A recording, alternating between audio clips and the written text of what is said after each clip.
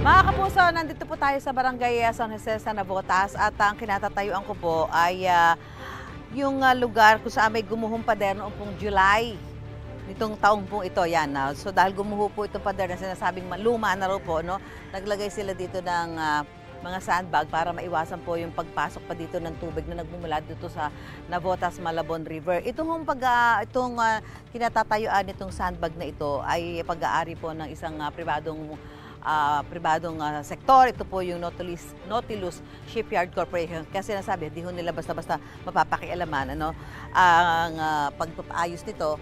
At nakikita naman ho natin dito ngayon dahil kapag nga umaapaw dito, high tide o kaya naman may baha, pumapasok ho dito yung tubig. Ayan. At natatagalan ho yung paghupa niyan dahil nga siyempre, hindi yun yung pumping station ay hindi rin ho sapat para agad-agad ma-drain yung tubig na pumapasok dito sa mga kabahayan. So marami yung kababayan dito apektado na ho. Talaga yan, nakikita ho natin, medyo andyan ho yung mga basura. Siyempre, yung pagkakaroon ho ng mga sakit, dala ng mga lamok, yung dengue, yan ho yung nagiging problema ng ating mga kababayan dito. Kausapin ho natin yung ilang mga residente rito. Kung ano ho ang epekto sa inyo nitong paghuhupo ng pader na ito nung itong July. Ano ho nangyari paano ho nakaka-apekto sa buhay nyo? Una po ma'am, trauma po. Trauma? Kasi opo. Tapos pangalawa po, hindi po kami makapaghanap buhay ng maayos gawa ng inaabangan namin lagi. Pag tumaas ang tubig, gawa na, lalo na pag umano ang ulan. Yun po yun. So bukod po doon, ano pa po? Ano po yung nagiging epekto sa inyo nitong paghuhong ito ng pader? Yung pong trabaho namin, saka yung mga negosyo namin, trabaho, yun po yung araw-araw namin gawain, yung pagpasok. Lagi po kami kinakabahan, lalo na ngayon panay.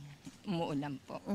Kasi naiiyak-iyak. Okay, tingnan nun natin kung paano. Kasi ito, nakikita ninyo, ito sandbag na ito na ikinala. Diyan ho tumatawid yung mga kababayan natin. Nakita nga natin kanina, yung mga estudyante. Kaya lang, inaalala din ho nila, kapag natagalan ho, itong mga sandbag na ito, baka ho bumigay din. Kasi ganyan, nasisira ho yan yung sako.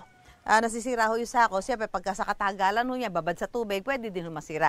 At para malaman ho natin kung anong pwedeng gawin dito ng lokal na pamahalaan ng Navotas, nakasama ho natin si Dr. Von Villanueva. Siya po ang head ng City Disaster Risk Reduction and Management Office ng Navotas. Sir, magandang umaga po. Magandang umaga po, Ma'am Susan. At sir, ito pong ito hong gumuhong pader na to, sabi niyo kanina, ito po ay pribadong pag-aari. Ano pwedeng gawin dito ng lokal na pamahalaan? Ngayon po ma'am, naglagay ho tayo ng mga sandbag. Ito ho ay temporary measures lang para lang ho pagka tumataas yung tubig ay hindi po kaagad pumasok yung pong tubig po dito sa bahayan. Ang Nautilus Shipyard Corporation naman po ay nag-request na po ng permit para i-construct po yung itong pader. Opo, yung kanilang bakod. Papalitan po nilang lahat yan mula po doon sa kalsada hanggang sa dulo po nitong ilog ay papadiran po nila ng bagong pader. Yun nga lamang po, kailangan ho ng permit galing sa DNR. Okay. Dahil itong mga nakikita niyo puno ay bakawan. Klase po ng mangrove. At okay. Protektado po itong mangrove kaya kailangan po ng permit ng DNR. Ang papeles po ay inaprobahan na ho sa level ng city government. Yun nga lamang po, hindi maaaring ituloy at ibigay yung permit mismo sa mga gagawa dahil kailangan po ng permiso din galing po sa DNR. Okay, so meron na ho tayong ginawang pakikipag-communicate sa DNR para i-fast track ho nila dahil sa nakikita ho nating epekto sa mga kababayan natin, talagang kailangan madaliin ho yung pag-aayos itong pader na ito.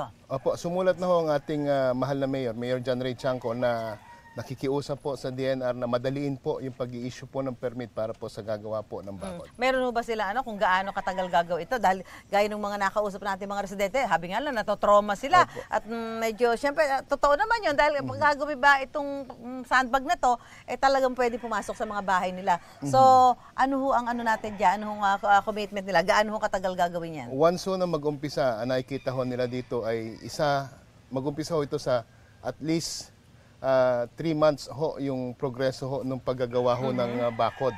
Again, ang proseso po ay magkakaroon ho ng sheet filing at kailangan ho ng heavy equipment para ho maging maayos. Kasi tubig ho itong dadaanan, buhangin po yung ilalim, kailangan hong ibaon ng sheet file. At para ho maging matibay ay siyempre po kailangan ho ng magandang infrastructure ho, design para dito. So for the meantime na hinihintay natin at sana ho ay aksyonan nga ito ng DENR dahil nakikita naman natin yung perwisyo Opo. na dinudulot nito sa ating mga kababayan. Sabi niyo nga, private property, hindi niyo basta-basta pwedeng pakialaman. Hindi ho pwedeng gumastos ng pondong gobyerno sa private property po.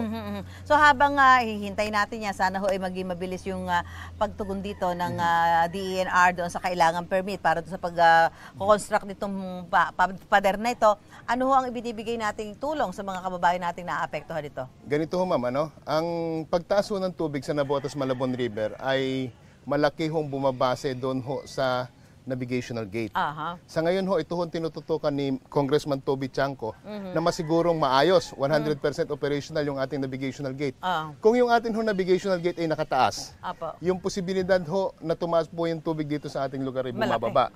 Ibig sabihin ho, hindi ho tayo babahain basta nakasarado po yun. Kung naisasarado po natin, 100% po naisasarado natin yung navigational gate, lalong-lalo na ho sa mga oras at panahon ho na inaasahan natin yung high tide.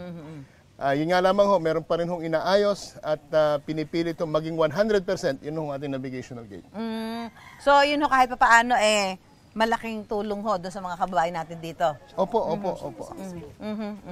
Kasi ho, ito kasi yung mga residente ho dito yan. Teka, padaanin natin mga estudyante ito, mga nagtatrabaho. Malilito sa eskwelahan. Kasi dati may tulay talaga to no? Opo, daanan lang po ng tao. Daanan ng tao, ayan. Siyempre dito sila dumadaan. So ano yung ano natin, yun naman hong yung may-ari nito, yung Nautilus Shipyard Corporation, ano naman ho talaga yung kanila mga commitment na as soon as makuha nila yung permit from DENR, gagawin ho nila to? Very cooperative naman ho yung ating Nautilus Shipyard Corporation at willing ho silang tapusin kaagad as soon as makakuha ho po sila ng permit. Kasi kung nakikita natin sa Doc, di ba, ang daming basura ho na nakatambak ho dito, ang dami hong nakikita natin, siyempre lamok, dahil alam niyo naman, binabahayan po ng lamok yan, dengue. So ito ho yung mga kailangan i-address din ng local government. Ano po? Yung ating hong City Health Officer ay parati po bumibisita rito para tingnan po yung kalusugan ng ating mga barangay po.